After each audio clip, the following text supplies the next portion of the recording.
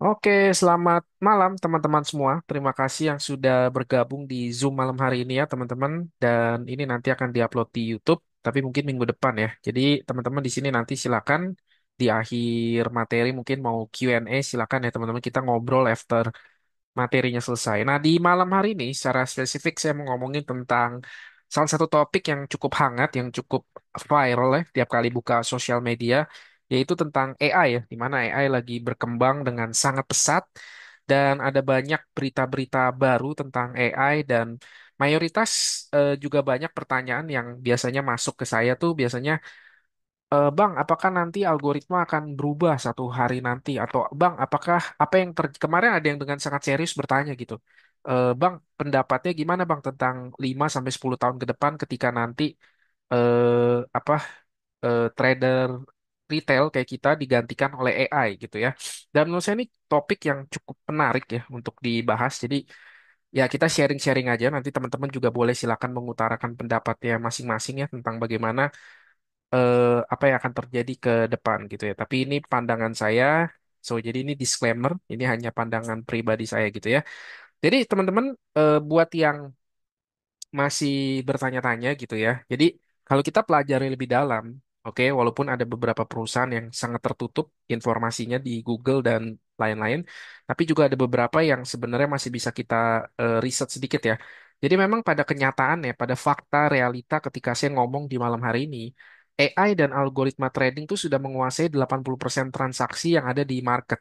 Jadi kalau teman-teman saat ini mungkin sedang trading gitu ya, apalagi saat ini gold sedang all time high lagi gitu ya. Jadi trader gold lagi banyak nganggur. Kita harus bisa menerima dengan rendah hati bahwa memang realitanya atau faktanya bahwa market itu digerakkan 80 transaksi, 80% transaksi itu digerakkan oleh AI, teman-teman. Karena balik lagi ya teman-teman bahwa manusia itu punya banyak sekali kerentanan dan kelemahan terutama dalam mengeksekusi ya. Di sini kemarin ada yang cerita nih di Instagram curhat gitu ya, Bang izin curhat gitu ya. Terus dia bilang, saya salah teken lot terus MC Bang. Awalnya mau teken 0,1 kepencetnya satu lot terus MC gitu ya. Nah kan jadi ibaratnya manusia itu punya rentan sekali untuk apa namanya melakukan kesalahan karena itu AI yang jelas-jelas lebih minim ya errornya itu pasti akan hal-hal seperti ini tidak akan terjadi ketika dieksekusi oleh AI, betul kan? Nah, gitu ya. Jadi kalau buat yang kemarin juga yang nanya apa sih sebenarnya high frequency trading? Jadi high frequency trading itu sebenarnya strategi trading ini bisa dibaca aja ya, yang menggunakan algoritma canggih untuk mengeksekusi ribuan hingga jutaan order dalam waktu yang sangat singkat ya. Bahkan hitungan eksekusinya itu adalah hitungan milidetik atau mikrodetik gitu ya. Jadi ini memang sesuatu yang tidak mungkin bisa dilakukan oleh manusia normal atau trader manusia gitu. Ini hanya sesuatu yang bisa dilakukan oleh algoritma oleh sebuah AI atau bot gitu ya. Jadi memang akan sangat sulit sekali untuk mengimbangi dan nanti apalagi kita tahu sendiri ya perkembangan AI itu ke depan akan sangat-sangat sangat masif gitu ya. Tapi sebelum ke sana gitu ya, ini buat yang teman-teman belum tahu, AI nanti ke depan akan sangat menguasai berbagai macam jenis industri yang ada saat ini. Akan banyak sekali menggantikan industri-industri yang saat ini sedang ada, khususnya industri-industri atau pekerjaan-pekerjaan yang sifatnya repetitif ya teman-teman itu akan mudah sekali digantikan oleh AI. Ini salah satunya gitu ya. Mungkin juga saya yakin semua udah pernah denger lah. Saya review sedikit aja gitu ya. Tesla atau Elon Musk kemarin memperkenalkan salah satu inovasi terbarunya ya. Jadi dia bikin sebuah robot humanoid dikasih nama Optimus. Ini adalah sebenarnya ART ya, atau menggantikan nanti tugasnya untuk menggantikan ART. Tapi lebih daripada itu juga dia punya tanda kutip ya, tanda kutip kecerdasan emosional, di mana nanti kita juga bisa chit chat atau ngobrol dengan robotnya dan kita akan dapat feedback seperti kita ngobrol dengan manusia ya. Chat GPT juga sebenarnya kalau fitur berbayar kan udah bisa ya. Jadi kalau misalnya kita teman-teman di sini ada nggak sih yang pakai Chat GPT di sini ada yang langganan nggak di sini Chat GPT? Kalau ada yang pakai Chat GPT itu nanti bisa bisa bikin role modelnya dia jadi tapi ini bukan buat ditiru ya teman-teman ya. Tapi ini sekedar menjelaskan ChatGPT itu kita bisa bikin misalnya kita mau bikin role dia sebagai apa namanya pacar kita, betul? Bisa kan diubah kayak gitu. Jadi act as my girlfriend atau boyfriend gitu. Terus kita chit chat ngobrol tentang keseharian kita dan gimana itu bisa tuh. ChatGPT aja bisa yang ngimbangin kita untuk ngobrol kayak begitu. Bahkan kemarin juga ada salah satu berita yang cukup viral yang saya yakin teman-teman juga tahu ya. Ada yang sampai bunuh diri, remaja ya, bunuh diri karena Dia pengen ketemu pacarnya dan pacarnya itu adalah AI gitu ya. Jadi sampai begitu. Harganya juga ini untuk saat ini mungkin masih mahal, 20.000 US dollar atau kalau dirupiahin bukan rupiah hari ini ya, hari ini kan lagi error ya. Tapi kalau secara kurs normal mungkin sekitar 300-an juta. Ya which is mungkin kedengarannya mahal, tapi buat beberapa orang ini bukan harga yang terlalu gimana-gimana. Ini seharga yang masih sangat make sense. Karena kalau kita pekerjakan karyawan aja, gaji UMR dikali 1 tahun, belum nanti bayar THR-nya, belum bonusnya dan lain-lain, belum dia sakitnya, belum dia demonya dan lain-lain. Jadi masih sangat masuk akal lah untuk harga robot yang nurut 100% kerjanya 24 jam gitu ya. Kayak ChatGPT aja gitu kan, kita bayar bulanan gitu ya. Kalau saya daripada saya sewa desainer misalkan untuk bikin thumbnail YouTube ya, di mana misalkan kalau saya suruh dia kerjain di luar jam kerja mungkin dia protes gitu kalau disuruh kerja. Tapi kalau AI gitu misalkan, ya saya misalnya kebangun pagi-pagi jam 5 kadang saya udah kebangun, nggak ngapa-ngapain lagi, saya bisa suruh ChatGPT bikinin beberapa jenis thumbnail dan reviewin sendiri. Dia juga bisa reviewin sendiri, kasih bikin A/B testingnya dan lain-lain. Jadi lebih mudah gitu ya. Dan kita tahu bahwa ke depan produksi untuk mesin-mesin seperti ini AI ya, sama seperti handphone masih inget gak? Kalau yang zaman dulu, at least zaman saya, pertama kali handphone itu keluar tuh harganya luar biasa mahal. Tapi makin ke sini, makin ke sini, makin ke sini kan makin murah kan? Ya, makin canggih tapi juga makin makin murah gitu. Ini juga AI nanti akan seperti itu. Jadi buat teman-teman yang eh, apa namanya masih saat ini masih ingin kan banyak nih yang sharing ke saya dan nanya-nanya tentang AI dan segala macam. Bang, kalau mau Kak Bang, kalau masih mau jadi full time trader ke depan tuh sebenarnya masih realistis nggak sih? Karena ke depan AI akan bla bla bla, algoritma akan berubah dan itu banyak pertanyaan-pertanyaan seperti itu gitu ya. Dan memang harus dipertimbangkan ya. Makanya ini topik yang saya angkat kalau teman-teman yang mungkin ke depan masih ingin berpikir mau jadi full time trader dan lain-lain, mungkin ini adalah masa-masa krusial ya atau masa-masa genting di mana teman-teman either teman-teman berhasil menguasainya metode dan lain-lain atau better sekalian cari profesi lain sekalian. Jadi jangan di tengah-tengah deh mendingan gitu karena ini masa transisi yang akan sangat bahaya ya karena AI akan sangat menggantikan banyak sekali pekerjaan-pekerjaan di dunia gitu. Mengapa AI ya? Satu, kalau kita ngomongin dalam sisi profesional trader atau menggantikan hedge fund ke depan, ya satu kecepatan eksekusi tanpa emosi, teman-teman. Di sini berapa banyak yang udah analisa terus ujung-ujungnya ragu ketika mau eksekusi. Banyak kan kemarin saya juga bikin satu survei, banyak tuh yang jawabannya begitu. Udah analisa panjang-panjang segala macam ketika mau eksekusi, tiba-tiba takut bener gak ya analisanya mempertanyakan lagi segala sesuatunya akhirnya mundur-mundur. Sementara kan harga bergerak dengan sangat cepat ya kalau di forex. Lalu juga kemampuan untuk analisa data besar, betul nggak? Ya, dengan AI itu mudah sekali untuk kita menganalisa data-data besar dalam data historis yang sangat panjang.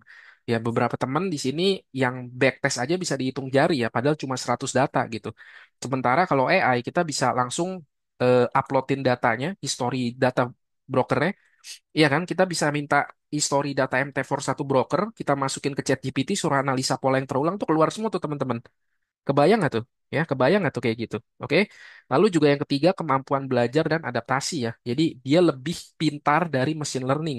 Beberapa teman-teman di sini mungkin yang udah ikut traktir kopi dari awal tahu ya, saya pernah nyobain machine learning walaupun cuma jalan 2 bulan karena biayanya terlalu besar untuk per bulan. Jadi waktu itu saya sama teman saya kan, saya udah pernah cerita lah ya, intinya saya sama teman saya bilang kita istirahat dulu, tapi one day kita pasti balik lagi ke sini dengan persiapan yang jauh-jauh lebih matang. Ya, jadi dia lebih dari sekedar machine learning. Dia bisa belajar sendiri, dia bisa beradaptasi sendiri dan eh, dia bisa apa namanya? Yang paling penting itu adalah kemampuan dia beradaptasi ya. Karena metode trading itu kan statis, sementara market itu dinamis ya. Dan AI itu punya kemampuan untuk beradaptasi beda sekali dengan manusia.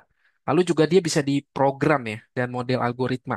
Jadi dia betul-betul bisa apa namanya eksekusi dengan sangat bagus dan juga kita bisa on offin, kita bisa bikin program baru dan dia tidak akan ngelawan, ya dia tidak akan apa disiplin apa namanya dia betul-betul ya robot lah ya, jadi jauh lebih bagus gitu dan juga konsistensi dan disiplin ya di sini teman-teman ada yang mungkin ya awal-awal semangat di tengah jalan melorot gitu ya. Itu udah wajar banget. Tapi kalau AI kan konsistensi dan disiplin. Jadi ini adalah kenapa AI nanti ke depan ya terutama di industri hedge fund di mana forex masih jadi salah satu pasar yang paling liquid Betul nggak sih? Dia paling liquid dan juga dia juga apa namanya paling menggiurkan ya dibanding market lain gitu kan. Jadi ini akan sangat-sangat dan semakin besar nanti dana yang dikelola, tidak mungkin dana sebesar itu dipercayakan pada manusia yang rentan melakukan kesalahan untuk melakukan eksekusi. Sehingga para hedge fund itu atau pemilik-pemilik dana besar ini pasti akan berpikir untuk menggantikan para trader manual mereka satu hari nanti dengan AI. Itu udah paling logis dan teman-teman harus bisa menerima itu. Ya, teman-teman. Oke, dan ini ada beberapa hedge fund terkemuka ya. Jadi ada 4 ya. Saya ambil 4 dari sekian banyak. Ini adalah 4 hedge fund besar di dunia ya. Nanti tinggal googling sendiri ya teman-teman, cari sendiri, riset sendiri. Ini adalah 4 hedge fund terbesar di dunia yang saat ini sudah memakai AI untuk melakukan transaksi-transaksi mereka. Oke, ada Renaissance, which is machine learning saya terinspirasi dari Renaissance ya, apa menciptakan mesin learning pertama Jim Simon, DeepSeek yang lagi viral dan teman-teman tahu semua Numerai, Citadel ya. Yang kita bahas sedikit satu-satu. Yang pertama Renaissance Teknologi ya. Ini didirikan oleh seorang matematikawan namanya James Simon. Ada yang tahu nggak James Simons? Jadi pertama kali saya bikin machine learning itu juga gara-gara terinspirasi dari James Simon ya, yaitu seorang matematikawan yang ternyata bayangin aja dari seorang matematikawan terjun jadi seorang forex trader. Tapi bedanya adalah dia memakai sebuah machine learning untuk menganalisa pola yang terulang di market dan akhirnya dia betul-betul jadi salah satu profesional hedge fund yang sangat besar bahkan sampai detik ini ya. Dan dia juga dikenal sebagai pionir dalam menggunakan AI untuk trading kuantitatif. Oke. Jadi ini Renaissance teknologi.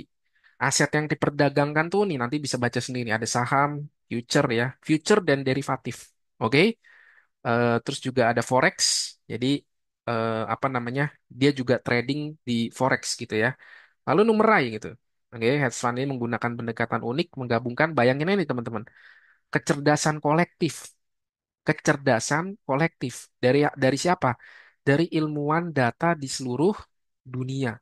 Jadi kebayang nggak para ilmuwan di seluruh dunia itu dikolektif ya apa namanya ilmunya dan segala macam knowledge-nya tuh dikompres jadi satu ya untuk bisa menciptakan sebuah AI yang bisa memprediksi strategi ke depan. Kebayang nggak ya? Jadi kenapa teman-teman mungkin ada beberapa gila kok trading susah banget? Iya kita lihat dulu lawan kita siapa? Lawan kita siapa teman-teman? Oke, oke. Lalu aset yang diperdagangkan juga ada saham, ya ada kripto ya. Jadi ini memang lebih spesifik dia nih ke kripto ya teman-teman ya. Oke. Lalu ada Citadel nih juga salah satu aset besar yang namanya udah sering banget didengar gitu ya.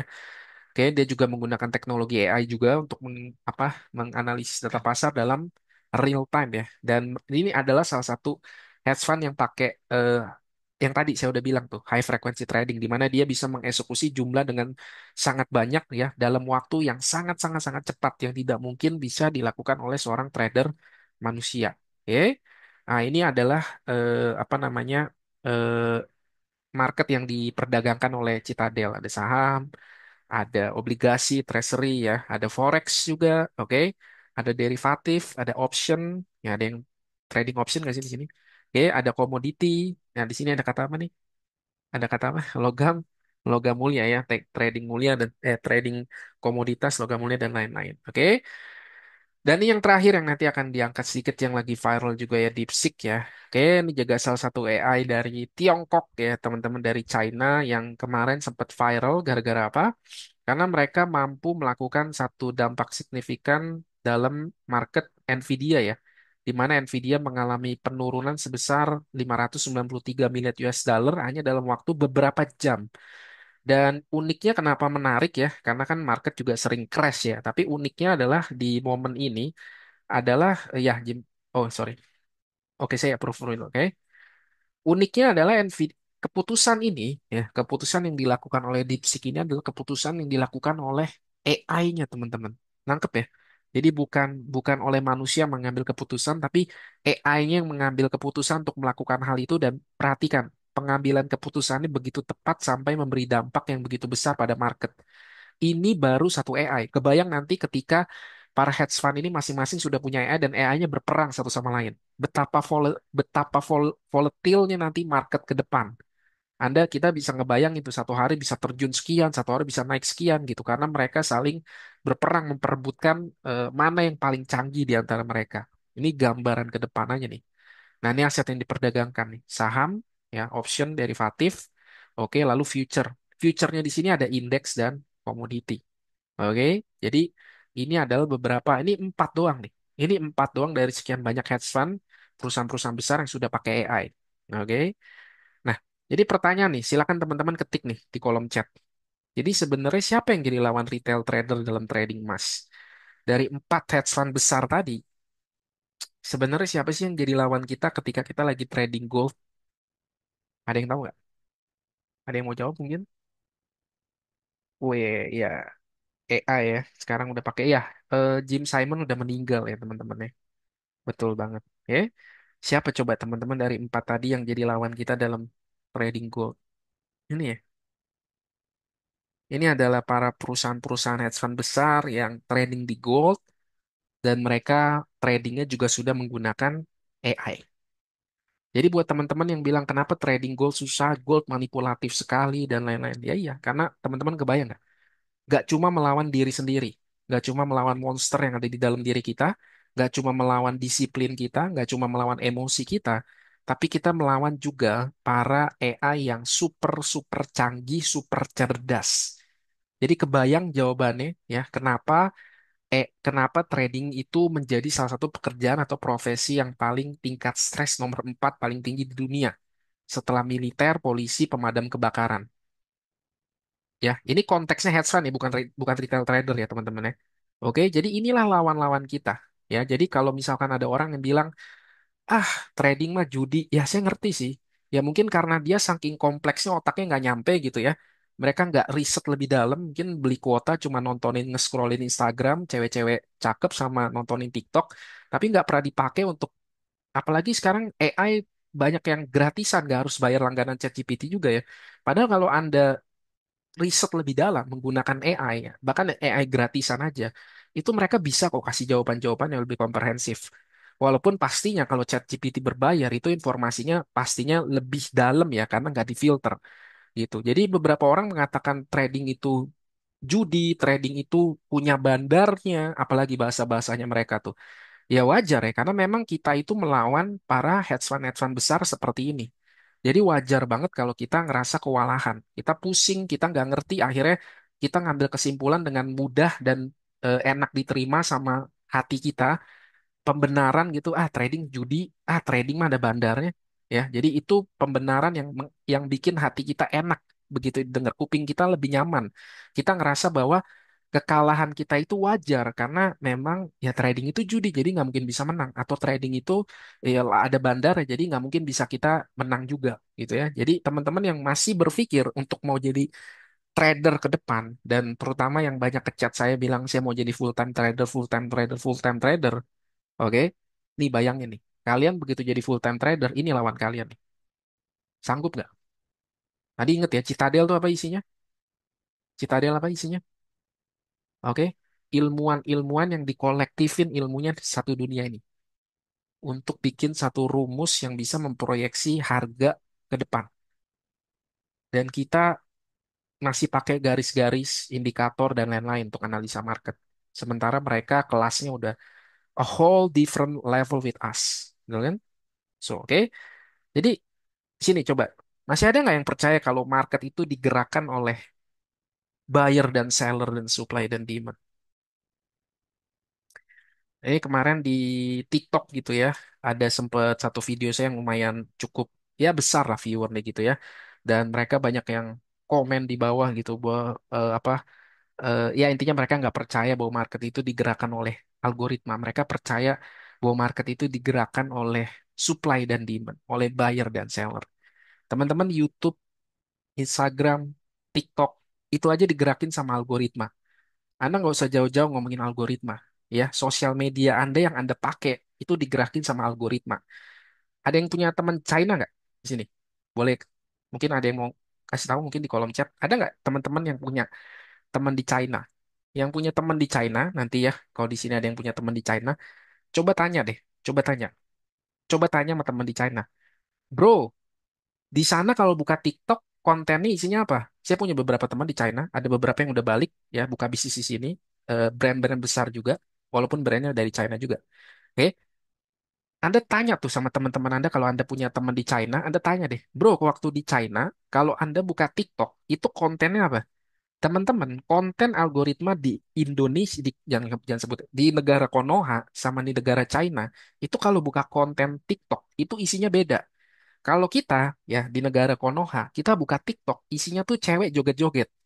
Oke, sawer-sawer, ya, iklan judi masuk semua di situ. Itu iklan atau itu algoritma TikTok di Konoha. Anda buka TikTok di China, itu isinya edukatif semua. Hal-hal edukatif, hal-hal praktis, hal-hal yang berguna. Jadi kebayang nggak? Itu aja, sosial media aja, itu digerakkan oleh algoritma. YouTube, ya, Anda buka YouTube, video mana yang ditayangin, video mana yang dikasih lihat, video mana yang nggak dikasih lihat, itu algoritma. Oke, nggak usah ngomongin sosial media. Anda ke time zone, Anda ke Amazon, oke, Anda main game di sana, betul? Itu aja algoritma, itu aja udah pemrograman semua. Kan ketika ada main game kan nggak mungkin ada satu orang di belakang layar yang ngeliatin Anda dan mencoba mengalahkan enggak. Anda udah ngelawan mesin, Anda udah ngelawan sebuah program. Oke, kalau Anda ngerti cara kerja program, ya Anda menang. Tapi kalau nggak ngerti, ya udah duit Anda disedot. Kan saya pernah kemarin kirim di Instastory lumayan banyak yang ngechat gitu ya. Lu gimana caranya Bang bisa keluar tiket banyak begitu? Ya karena ada cara berpikirnya gitu ya. Ada caranya untuk bisa ngalahin gamenya itu. Jadi segala sesuatu di dunia kita, di sekeliling kita, itu semua udah digerakkan oleh algoritma. S- Pertanyaannya, mungkinkah currency sebuah negara, mata uang sebuah negara, mata uang sebuah negara, oke, digerakkan dengan bebas, oke, di diberi kebebasan pergerakannya. Mata uang sebuah negara diberi kebebasan pergerakannya oleh kekuatan buyer dan seller tanpa ada ikut campur tangan-tangan atau bahasanya Adam ini invisible hand-nya. Percaya nggak teman-teman? So jadi ya saya nggak ngomongin metode di sini, tapi satu hal yang teman-teman harus mulai bisa beradaptasi adalah harus mulai bisa menerima bahwa algoritma atau AI itu nanti akan sangat menguasai banyak industri di depan, termasuk di industri trading. Anda cek tuh ya BlackRock atau Vanguard. Anda cek tuh ya berapa dana kelolaan BlackRock dan berapa dana pengelolaan oleh Vanguard. Mungkin nggak dana sebegitu besarnya dipercayakan ke tangan manusia yang bisa salah pencet lot antara 0,1 dengan 1. Mungkin nggak kalau Anda jadi owner Vanguard, kalau Anda jadi owner BlackRock, Anda punya dana segitu gede, oke? Mungkin nggak Anda percayakan itu ke tangan manusia untuk mencet tombolnya? Atau semua itu sudah diprogram sedemikian rupa by algorithm, by AI? Jadi ini salah satu yang teman-teman harus mulai pikirkan dari sekarang, khususnya buat yang nanya-nanya, Bang, ke depan trading gimana Bang? Ke depan mau jadi full time trader masih mungkin nggak Bang? Dan lain-lain itu mulai dipikirkan. Ya at least teman-teman harus mulai serius ketika teman-teman masih ingin memutuskan mau jadi seorang trader ke depannya. Oke? Nah, ini ya salah satu yang kemarin juga sempat viral banget ya, yaitu DeepSeek ya. Bagaimana dia menjatuhkan raksasa Nvidia. Nvidia itu kan salah satu perusahaan yang memproduksi chip ya, dari mana chipnya itu adalah salah satu chip saat ini chip paling canggih yang dipakai untuk AI ya. Dan uniknya dari DeepSeek adalah kita tahu ya pemerintah US itu kan melarang Nvidia itu chip Nvidia itu dipakai di China karena pemerintah US itu ketakutan kalau nanti AI-nya China itu jauh lebih canggih dibanding AI mereka. Ini kan udah perang AI nih sekarang, oke? Dan ternyata teman-teman walaupun sudah dilarang dijual ya, tapi ternyata di China kemarin sempat muncul ya ini si Lian Wenfeng ini dia menciptakan sebuah AI yang mampu ini ya menggerakkan atau memberi dampak luar biasa ini. Ya, ini satu orang jenius, super jenius ini padahal ini masih dalam hitungan perusahaan startup ya teman-teman yang sekarang lagi viral banget dan teman-teman bisa coba sendiri nanti AI-nya masih free ya teman-teman ini DeepSeek dan ini open source. Ini kebayang nggak sih open source teman-teman? Oke, jadi ini dan saya nggak kebayang nih ke depannya. AI secanggih DeepSeek dan itu open source, di mana semua orang bisa otak-atik, semua orang bisa modif-modif sesuka dia. Saya nggak tahu nanti ke depan segila apa dunia saat ini. Oke. Nah, ini pada bulan Mei 2024, Nvidia itu mengalami penurunan sebesar 593 miliar US dollar dalam waktu kurang dari 1 jam. Oke, yang gilanya tau nggak apa sih yang gila? Sebenarnya yang bikin gila tuh bukan oke lah, saham jatuh sebesar itu oke lah. Tapi yang buat saya yang new history di market itu pengambilan keputusan itu dilakukan oleh AI. Dan itu sangat akurat pengambilan keputusannya. Dia mampu menyusun strategi mengeksekusi transaksinya dengan kecepatan yang sangat luar biasa. Sesuatu yang tidak bisa dicapai oleh trader manusia dalam waktu yang sama. Betul nggak sih? Nah, ini buat teman-teman nih, saya mau share sedikit ya pengalaman saya teman-teman. Ini mungkin teman-teman kalau saya lihat di analitik YouTube tuh umurnya mungkin baru kisaran di 25 sampai 35 ya rata-rata ya. Saya tuh ya bersyukurnya saya sampai usia sekarang saya pernah ngalamin transisi at least 2 kali dalam hidup saya di mana saya ngelihat dengan mata kepala sendiri bagaimana manusia itu digantikan oleh mesin ya gitu. Hal pertama yang saya paling pertama kali saya sadar bahwa sesuatu yang serius terjadi itu waktu teman-teman waktu saya kecil banget ya. Waktu waktu itu tuh jadi salah satu bisnis atau salah satu yang lagi booming ya waktu saya kecil ya. Itu ini teman-teman fotokopian. Di sini masih ada yang tahu fotokopi nggak sih? Jangan nggak ada yang tahu fotokopi lagi. Oke, Masih ada yang tahu nggak sih fotokopinya? Jadi kita ke apa namanya jualan mesin fotokopi gitu ya. Kita apa kalau ada ulangan umum gitu-gitu kita fotokopi dan segala macam. Itu ada momen di satu titik ya, di mana tiba-tiba komputer itu jadi kurikulum sekolah. Jadi kan waktu saya kecil tuh komputer itu belum jadi kurikulum sekolah gitu ya. Baru pas SMP itu masuk tuh kurikulum di sekolah. Dan itu juga masuk waktu itu mesin printer itu tiba-tiba viral banget tuh. Di mana apa semua rumah tangga ya, semua rumah tangga itu bisa beli printer karena mesin printer jadi murah, terus juga tintanya tuh juga murah harga. Jadi setiap rumah tuh tiba-tiba punya printernya. Nah, itu tuh waktu zaman-zaman itu perubahan signifikan tuh terjadi. Kenapa? Karena bokap saya teman-teman papa saya itu dulu tuh bisnis salah satu dia distributor ATK, dia distributor ATK dan juga dia main di fotokopian. Jadi omset toko terbesar dia itu adalah ketika mendekati masa-masa ulangan umum. Ya, jadi kalau momen-momen begitu itu semua sekolah-sekolah negeri di Jakarta itu langganannya bokap saya tuh. Jadi saya ingat banget waktu kecil tuh momen begitu tuh kertas tuh di rumah saya teman-teman. Kertas A4 itu numpuk tuh setinggi-tinggi langit tuh di rumah saya dulu. Dan itu momen-momen kalau saya lagi ujian umum, lagi belajar gila-gilaan, tuh papa saya sibuknya setengah mati tuh. Bangun bisa pagi tuh kerjanya fotokopi segala macem, pensil 2B, penghapus, penggaris semua tuh. Dia supply-supply segala macem. Oke? Dan itu begitu digantikan oleh mesin printer, itu kelihatan banget teman-teman. Itu omset toko bokap saya itu turun drastis sangat gila teman-teman. Sampai saya ingat banget bokap saya ada masa di mana ya walaupun dia nggak cerita ya, tapi saya bisa ngeliat gitu ekspresinya, mukanya dan segala macam. Ada momen itu masih keinget, memori itu masih keinget gitu. Dimana saya yakin waktu itu dia pasti juga lagi toko dia tuh punya dampak yang luar biasa ketika mesin printer tuh bisa masuk ke rumah tangga dan dibeli dengan rumah tangga satu rumah tiba-tiba punya satu mesin printer. Dan akhirnya satu hari ya harus dijual-jualin mesin fotokopinya. Di mana waktu itu mesin fotokopi belinya juga harus dari Jepang, Xerox. Itu belinya mahal, importnya juga dari Jepang. Dan satu-satu mulai dijual-jualin. Jadi harus mulai shifting. Kalau nggak bisnisnya nggak bisa beradaptasi, dia nggak bisa ikutin zaman lagi. Itu momen yang buat saya ketika saya ngeliat momen itu tanda kutip ya mengerikan gitu. Saya sebagai anak laki-laki pertama saat itu saya punya kepikiran, aduh ini gimana ya ke depannya? Karena saya ngerasa saya punya beban untuk eh, bawa keluarga saya kan. Dan saya ngeliat proses di mana bokap saya tuh ngalamin stres pada momen-momen perpindahan itu. Satu lagi yang pernah saya alamin tuh teman-teman masih inget gak? At least zaman saya nih di sini mungkin masih ada nggak bapak-bapak yang dulu kalau kita naik tol ya kalau kayaknya kita seumuran. Oke, oke. Akhirnya ada temen ya. Karena saya ngerasa kayak ngomongnya main kecil-kecil mulu nih kalau ini ya. Ada nggak? Masih ingat gak dulu waktu zaman sekuliah lah kuliah. Kuliah kita naik mobil, naik tol. Itu bayar tol pakai apa teman-teman? Bayar tol sebelum sebelum sekarang kan pakai kartu semua, pakai e-tol, e-money segala. Zaman dulu ada yang tahu nggak? Dulu bayar tol pakai apa? Pakai cash ya teman-teman ya. Kan? Oh masih ada ternyata masih banyak yang seumuran ya. pakai cash ya. Bahkan itu di pelang pintunya tuh selalu ada tulisannya apa teman-teman? Harap membayar dengan uang pas ya, betul ya. Jadi dulu tuh recehan koin banyak tuh. 5.500 dulu kan masuk tol segitu ya. Oke.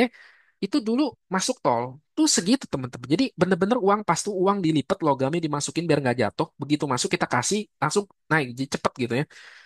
Itu momen-momen itu ya saya inget banget. Kenapa waktu itu sempat juga jadi studi case waktu saya kuliah ya. Itu perpindahan dari jadi kebayang nggak dulu tuh di setiap pintu gerbang tol itu kan ada manusianya yang jagain tuh. Oke. Dan jadi teman-teman kebayang nggak cash flow uangnya tuh dalam 1 jam aja di tol-tol tertentu, di jam-jam tertentu tuh cash flow-nya gila kan. Kalau satu jalan tol itu ada 1.000 mobil aja per jam yang lewat, dikali misalkan 5.000, 6.000, itu cash flow sejamnya berapa tuh? Jadi dulu sistem tol itu ada satu orang yang dulu per tiap 1 jam atau per tiap 2 jam, dia tuh keliling teman-teman. Dia keliling ngambilin apa? Ngambilin uang cash dari setiap pintu tol, lalu disetor. Jadi sistem tol tuh zaman dulu begitu, ya. Jadi kebayang tuh ya. Terus saya ingat banget pada saat masa transisi perpindahan dari manusia yang jaga gerbang tol ke mesin, ke mesin lagi. Iya benar, jadi ganti jadi mesin. Yang which is sekarang kita pakai e-tol segala macam itu. Itu teman-teman, perpindahan fase perpindahan itu aja. Itu sempat ada demo ya, saya ngalamin banget tuh. Sempat ada demo besar-besaran di mana ada pemecatan PHK massal besar-besaran karena manusia itu udah digantikan dengan mesin. Oke, jadi saya pernah waktu saya tumbuh, saya ngalamin dua perpindahan itu. Perpindahan dari mesin fotokopi ke mesin printer, ya, di mana setiap rumah tangga tiba-tiba punya printer dan harganya murah, ya. Terus yang kedua tuh saya ngelihat dengan mata kepala, ya, di mana waktu itu perpindahan dari mesin tol, dari mesin manusia waktu ya, itu kan mempekerjakan banyak sekali apa namanya orang-orang ya teman-teman ya dengan gaji OMR gitu kan tiba-tiba semua digantikan oleh mesin yang which is kita tap pakai kartu lebih cepat selesai itu aja tuh apa namanya banyak sekali yang kena PHK dan segala macam itu baru berhadapan dengan mesin itu mesin loh teman-teman nanti nih yang lagi kuliah ya atau yang lagi kerja-kerja awal 5 tahun dari sekarang 2030 pokoknya ingetin ya 2030 ya 2030 nanti itu bukan berhadapan sama mesin, berhadapannya sama AI. Teman-teman kita ngadu hitung aja sama kalkulator, kita udah nggak ada papanya sama kalkulator, apalagi sama AI. Jadi itu nanti akan jadi masa-masa di mana teman-teman akan punya transisi yang luar biasa tuh. Saya nggak bisa ngebayangin akan ya bukan mau nakut-nakutin sih, cuman karena saya udah pernah di umur saya udah pernah ngalamin dua masa transisi seperti itu.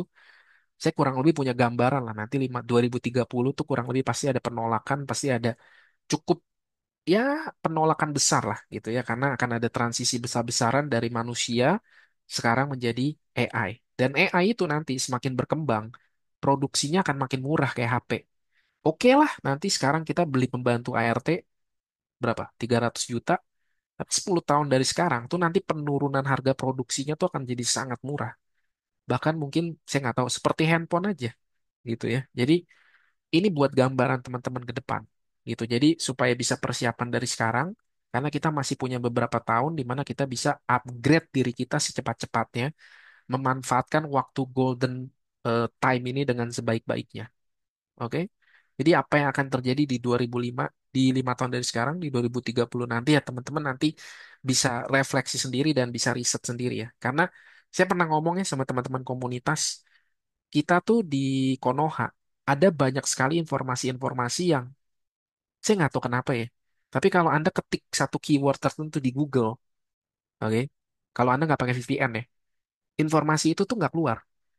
Which is itu kalau di luar negeri, ya, informasi itu tuh udah tersebar gitu. Nangkep ya? Jadi ada informasi-informasi, banyak informasi-informasi yang di luar negeri itu udah jadi informasi umum. Tapi kalau di negara Konoha ini, Anda ketik dengan keyword yang sama, itu nggak keluar di Google. Jadi seperti memang ada algoritma yang mengontrol untuk membuat seperti katak dalam tempurung. Jadi kita tuh nggak tahu apa yang terjadi di dunia luar. Kita tuh taunya ini lagi berantem sama ini lagi drama sama si ini gitu ya. Ini ya gitu aja. Kalau buka sosmed isinya kan begituan. Ya, cewek joget-joget, pamer-pamer. tanda kutip dadanya gitu kan. Dan lain-lain dan lain-lain. Itu aja yang kayaknya sengaja dikonsumsi supaya kita terlena, nyaman, gak bertumbuh gitu ya. Diam di tempat dan segala macam. So, jadi ini akan terjadi di 2030 di mana nanti market akan semakin efisien. Kalau teman-teman sadari ya ICT itu kan apa pandangan ICT tentang market? Apakah market bergerak? Apakah market itu efisien atau market itu tidak efisien ya? Bahkan di Google itu, di YouTube itu kalau Anda cari itu apakah market efisien atau enggak, itu ada perdebatan ya antara dua ilmuwan gitu. Bahkan sampai dapat Nobel karena mengatakan bahwa market itu bergerak secara efisien. Di ICT juga begitu setuju bahwa market bergerak secara efisien. Maka karena market bergerak secara efisien, kita tuh bisa pemakai salah satu entry kita di mana? Di fair value gap. Kenapa? Karena market itu bergerak secara efisien. Jadi ketika dia bergerak dan meninggalkan sebuah gap, dia akan kembali lagi untuk merebalance, baru kemudian dia bergerak lagi ke arah yang sesungguhnya lagi. Gitu. Jadi teman-teman, ini adalah momen krusial di mana teman-teman nanti harus bersiap-siap. Jadi apa langkah selanjutnya yang bisa kita ambil ke depan gitu ya? Apa yang bisa kita lakukan? Oke, At least ada beberapa yang saya bisa sharingin gitu ya. Yang nomor satu itu adalah berhenti bergantung pada pihak eksternal dan mulai belajar dengan sangat serius dari sekarang. Jadi kalau buat teman-teman yang masih ketergantungan dengan sinyal, ya Anda masih masuk grup Telegram sana sini untuk dapat apa forecast mingguan gratisan, ya, atau Anda yang masih bergantung sama apa sama copy trade, ya. Saya nggak nyalain copy trade, saya nggak bilang bahwa semua copy trade itu jelek, tapi kalau Anda masih bergantung sama copy trade, lalu Anda berpikir bahwa Anda nabung keras, Anda punya tabungan sekian ratus juta atau sekian M, terus nanti Anda mau masukin copy trade supaya Anda bisa ongkang-ongkang kaki dapat duit, hati-hati teman-teman ya. At least 5 tahun dari sekarang, kalau saran saya, ya, anggap aja ini saran tulus ya buat teman-teman yang mau serius mau jadi profesi trader. Ini 5 tahun ke depan adalah masa krusial di mana teman-teman harus bisa belajar sebanyak-banyaknya. Oke, kuasai satu metode backtest. Jangan diundur-undur lagi, jangan ditunda-tunda lagi. Weekend ada waktu kosong, pulang kerja ada waktu kosong, backtest teman-teman. Kuasai belajar puter-puter, puter-puter videonya, backtest. Kuasai itu terus. Dan selesaikan itu jangan ditunda-tunda. Waktu kita nggak banyak lagi. Oke, jadi yang nomor satu adalah mulai berhenti bergantung sama pihak eksternal dan mulai belajar dengan sangat serius dari sekarang. Jadi intinya adalah menjadi trader yang mandiri, yang nggak ketergantungan sama pihak-pihak lain, teman-teman. Oke? Lalu ini juga nih, bekerja keraslah, ini saran saya, untuk mengumpulkan modal sebesar-besarnya. Jadi ingat ya, modal itu adalah leverage kita. Modal itu adalah daya ungkit kita. Oke? Jadi sama seperti konten sebelumnya. Karena apa? Kayak misalkan ya banyak lah ya sampai sekarang juga yang masih nanya-nanya gitu ya. eh Kemarin waktu buka Q&A juga ada beberapa yang nanya, Bang, kalau masalahnya modal gimana ya? Kalau masalahnya modal, ya kerja, nggak ada jawaban lain gitu. Jadi ini adalah momen terbaik. Em, Tadi saya post juga ya di Instagram saya, di Instastory saya gitu ya, bahwa di China, ya, di China, itu anak Gen Z-nya, Gen Z di China, ya, Gen Z di China, itu mereka sehari kerja sampai belasan jam. Betul kan? Mereka bangun pagi, oke, terus mereka cari part-time sebelum ke sekolah. Oke, cuci-cuci piring dan segala macam. Habis itu selesai part-time, mereka baru sekolah, sekolah sampai selesai. Lalu setelah pulang sekolah, mereka part-time lagi. Ya, habis itu mereka begitu nyampe rumah, mereka juga nggak istirahat. Mereka ngapain? Mereka bangun sosial medianya untuk personal brandingnya. Jadi kebayang nggak Gen Z di China itu kayak gitu. Satu hari dia bisa kerja sampai belasan jam. Karena mereka punya impian, mereka pengen secepat-cepatnya punya financial freedom. Sementara Gen Z di Konoha itu kerjanya ngapain Gen Z di Konoha? Ya. Gen Z di Konoha isi kerjanya adalah habis beli kuota, dia duduk diem di kasur, ya dia scrolling TikTok, tahu-tahu berasa 4-5 jam udah lewat begitu aja. Nah, betul kan? Jadi hati-hati teman-teman. Jadi pergunakan waktu dengan sebaik-baiknya. Kalau teman-teman masih muda, lalu berpikir, oh saya pengen ada beberapa yang kemarin yang ceritakan, coach, kayaknya saya tahun ini tahun terakhir saya kerja deh. Habis itu saya mau jadi full time trader. Ya, kalau saran saya selama masih bisa eh, masih komplit ya, masih bisa bangun, masih bisa gerak ya, kenapa nggak terusin aja dulu kumpulin modal segede-gedenya. Oke, nah ini ada salah satu komen di YouTube gitu. Tapi kalau modalnya kecil apa bisa non-floating ya? Oke, jadi ada ya saya bikin short di mana kalau Anda mau punya win rate lebih tinggi, ya Anda entry di time frame yang lebih besar. Saya bilang gitu. Dan dia komennya begini, kalau modalnya kecil bisa non floating ya. Oke, menurut teman-teman nasihat apa nih yang bisa kita kasih ke sahabat kita ini? Genzi Konoha rebahan doang nih bisanya ya. Ya, jadi kalau teman-teman merasa bahwa modalnya masih terlalu kecil, ya, solusi terbaik itu adalah ya jangan trading. Kalau modalnya masih masih kecil, solusi terbaiknya adalah ditabung. Lalu kerja lebih keras, kerja 2 sampai 3 kali lipat lebih keras untuk gedein income. Kalau memang modalnya masih kecil, ya jangan trading dulu gitu. Atau pun kalau misalnya teman-teman mau, saya punya dana segini dan saya mau cepat-cepatnya investasi nih. Ya Anda kan bisa pilih instrumen lain. Kenapa harus trading gitu? Saya yakin sedih ya, sedih gitu. Sedihnya tuh apa? Karena saya yakin yang seperti ini itu korban oknum. Betul nggak? Ya kan? Korban oknum nih. Pasti mereka ini terperdaya dengan kata-kata oknum yang isinya apa? Ya, trading itu bisa cepet kaya. Di sini tuh ngasilin $100 per hari tuh gampang, ya kan? Apa thumbnail-thumbnail bule tuh, Instagramnya bule-bule, ya. Apa namanya? Making $100 per day with my strategy. 80% win rate with ICT silver bullet. Trade every day without loss.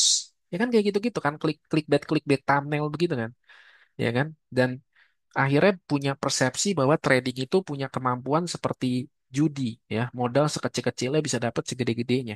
Apalagi ada grup-grup Telegram yang ngajakin untuk kita hanya perlu 10 kali berhasil melipat gandakan modal, kita akan jadi seorang miliarder. Betul nggak? Dikasih tabel nih hitungannya dari 100, 200, 200, 400 terus gitu. Cuma cukup 10 kali kita akan punya ratusan juta gitu. Iya, kalau margin errornya nol gitu. Margin errornya nol. Backtest saja datanya nggak punya, gimana mau kayak begitu dengan margin error nol gitu kan. Jadi hati-hati teman-teman yang kayak gini-gini. Tapi juga ada yang kayak gini modelnya, which is yang bikin hati saya senang banget waktu saya bacanya. Thank you Bang, akun Profem 5 Earth minggu ini. Tuhan Yesus memberkati seluruh keluarga dan seluruh kakak dan keluarga. Jadi dia WD teman-teman dari akun Profemnya ini.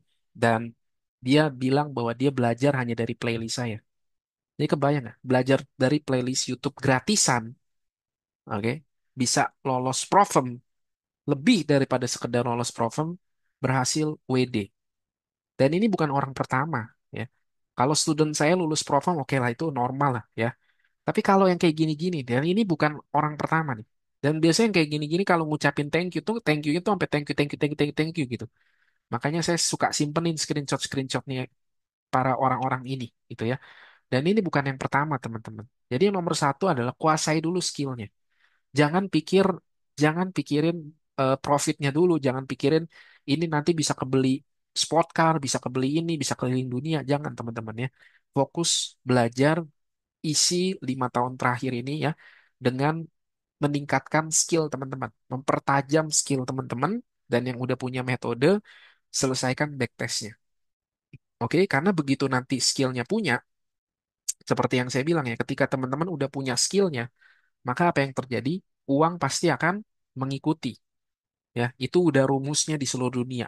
Ketika Anda sudah jadi master di satu bidang, Anda pasti akan dicari, bukan Anda yang mencari gitu ya.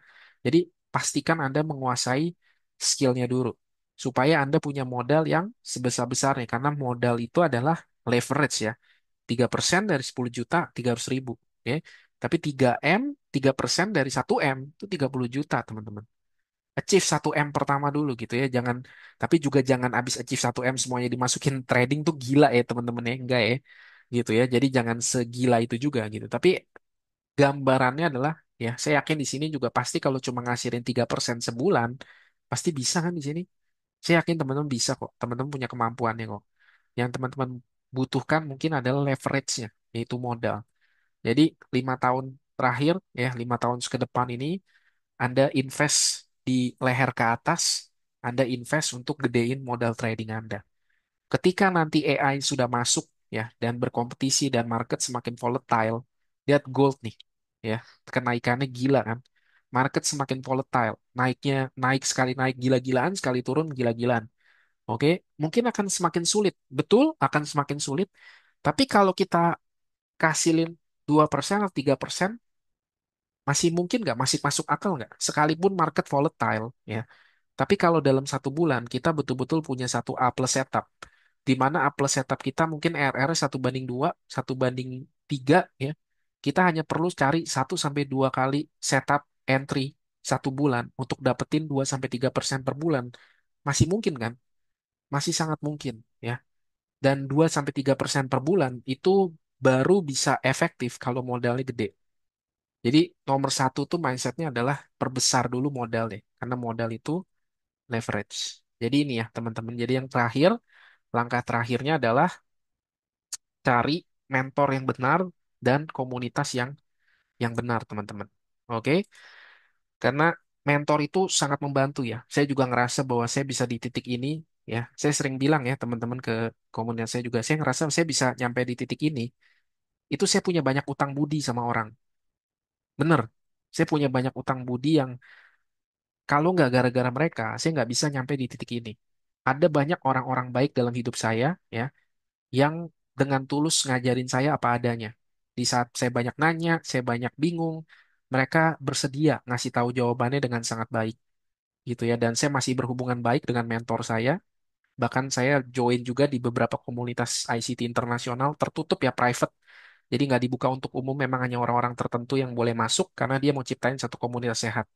Dan biasanya enaknya dari komunitas-komunitas eksklusif itu adalah kadang saya secara spesifik kan trader gold ya. Jadi saya di-invite di komunitas ICT trader gold dan itu biasanya kita suka discuss tuh. Kira-kira nanti goalnya di mana dan lain-lain dan lain-lain. Jadi itu juga sangat membantu untuk apa ketika saya punya setup dan saya lempar ke komunitas dan mereka agree dengan analisa saya itu akan sangat memberikan confidence level buat saya. Jadi itu enaknya untuk punya komunitas. Karena teman-teman kita kalau sendirian tuh trader tuh kalau sendirian lemah. Betul nggak? Kalau sendirian tuh lemah. Kita tahu harusnya nggak entry, ya karena kita nggak punya teman, kita sendirian kita jadinya entry. Tapi kalau kita punya komunitas yang sehat, itu enak teman-teman. Kebayang nggak sih? Kita nggak perlu gede-gede. Tapi kebayang nggak kalau misalnya ada 5-10 orang dalam satu grup Telegram, di mana kita punya basic ICT yang sama, terus kita mau entry, kita lempar aja analisa kita ke grup itu. Teman-teman mohon bantuannya dong analisanya, apa ada masukannya, dan teman-teman ternyata bilang, oh ya saya setuju nih, betul segala macam. Itu enak banget kan teman-teman. Jadi saya ngerasa bahwa nggak ada trader yang bisa jadi mandiri itu karena dia nggak punya komunitas. Makanya saya bilang saya banyak punya utang budi sama orang untuk bisa di titik ini. Karena di luar dari bantuan-bantuan mentor, ya mentor-mentor saya itu, yang banyak bantu saya itu adalah orang-orang yang saya sampai sekarang berteman baik. Itu adalah orang-orang yang saya ketemu di komunitas itu juga. Yang banyak bantu saya dengan pamrih gitu ya. Baik sekali mereka. Dan saya nggak akan pernah lupain mereka, jasa mereka. Gitu. Jadi ini ya langkah-langkah yang bisa teman-teman ambil ke depannya. Jadi semoga teman-teman ini bisa jadi ya gambaran sedikit lah tentang apa yang terjadi. Jadi ya ini momen 5 tahun ke depan, momen terbaik untuk teman-teman bisa apa namanya invest leher ke atas dan juga bisa perbesar modal untuk nanti bisa ngalahin eh, berkompetisi dengan AI. Ini ada satu quote yang saya suka banget ya. Ini quote lama mungkin nih, umuran-umuran saya nih. Quote-nya nih modelnya kayak gini ya. Waktu terbaik untuk menanam pohon itu adalah 20 tahun yang lalu. Dan waktu terbaik kedua untuk menanam pohon adalah sekarang. Oke? Jadi kalau kita menyesal kenapa saya nggak mulai dari dulu ya? Kenapa saya baru mulai dari sekarang ya? Ya it's okay. Karena waktu terbaik kedua itu adalah sekarang. Jadi pertanyaannya mau sampai kapan nunda? Karena 5 tahun itu cepat sekali. Betul nggak? Ya saya punya anak yang kecil, nggak kerasa 5 tahun lewat. Yang perasaan kemarin baru ditimang-timang, ya, baru udah masih bisa dilempar-lempar, sekarang digendong udah berat. Tahu-tahu berlalu aja 5 tahun. Jadi mau sampai kapan ditunda? Baiknya mulai dari sekarang. Oke, dan ini penutup quote terakhir saya. Kecerdasan adalah kemampuan untuk beradaptasi dengan perubahan. Jadi Anda punya pilihan di tangan Anda. Anda mau jadi dinosaurus, Anda mau jadi manusia purba di 5 tahun ke depan, atau Anda mau upgrade skill Anda mau upgrade leher ke atas, Anda mau upgrade diri Anda supaya Anda bisa berkompetisi dengan dunia modern ke depan. Oke, jadi pilihannya di tangan Anda. Itu aja teman-teman. Jadi thank you buat malam hari ini ya. Jadi sukses terus ke depannya dan happy cuan ya semuanya.